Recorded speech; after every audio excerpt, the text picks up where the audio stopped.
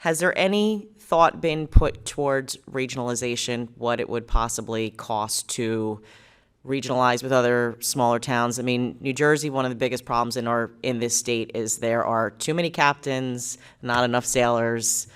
You know, all of these, little teeny tiny towns that all have their own little municipal buildings, their own, schools and police, and, that's a large part of the financial problem in the state. Other states are nothing like how it is here in New Jersey. I love my little town, I love my little Board of Ed and our little school district, but it would definitely, we're facing issues with more student enrollment, only having 2 schools. We get a significant amount of aid, but we're starting to bust out of our seams. I don't know what issues maybe Spotswood might have. Helmetta and Milltown go to Spotswood. What would it, is it something to consider to regionalize? I mean, I know it was something the governor, I think prior to Murphy, he said he wanted to get districts to start regionalizing. He didn't want to force it, but that's the best solution for a lot of the financial problems in the state.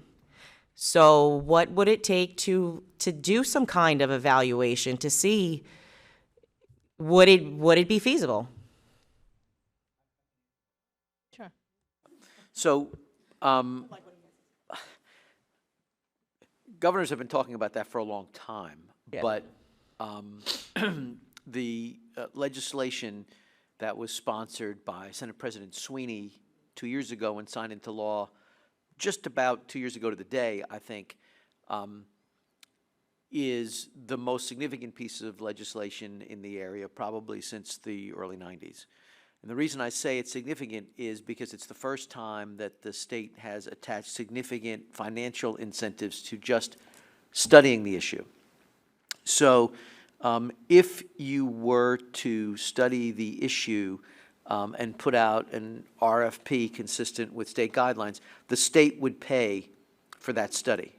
So the answer to your question, what would it take, is with a little effort, it wouldn't take a nickel. And there are other financial incentives tied to state aid and for paying the cost of the election.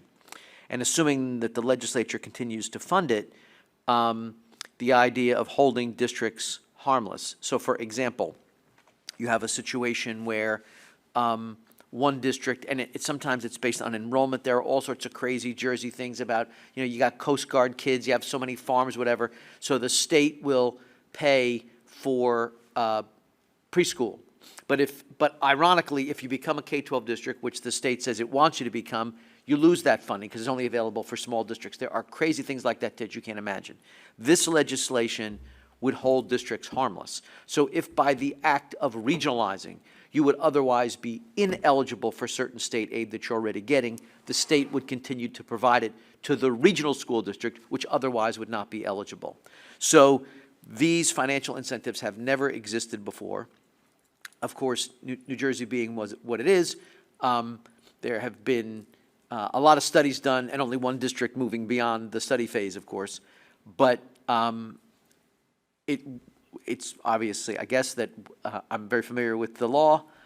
We had a lot to do with it, and I'm happy to talk about it further. But all you would really need are resolutions from the districts involved. I'll use the example you put on the table, Jamesburg and Monroe Township. If both boards passed resolutions, they were interested in the study, and went out to RFP to have the study done, the state would pick up the tab. Like I said, I know nothing about Spotswood or Helmetta, or, I know my town, I don't know the other towns. And, South Brunswick did that with, was it Monmouth Junction, Dayton, Kendall Park? South Brunswick has an amazing school district. They were able to do it. So it's something to consider and look into that would probably solve a lot of people's problems. Have you brought that up at your? I've brought it up in the past during prior board presidents, and they basically poo-pooed it. But there always comes with power and control, and they never want to hear anything if they're going to get taken down off their seat. So it's been something I've mentioned, and they kind of pushed it. It was prior to 2 years ago. I will say that. The last time I mentioned it, was probably way before COVID. But I think it's something to, you know, I can't say for the rest of my fellow board members on my board, but, you know, it's something that I've always thought that would be beneficial to all of us as citizens and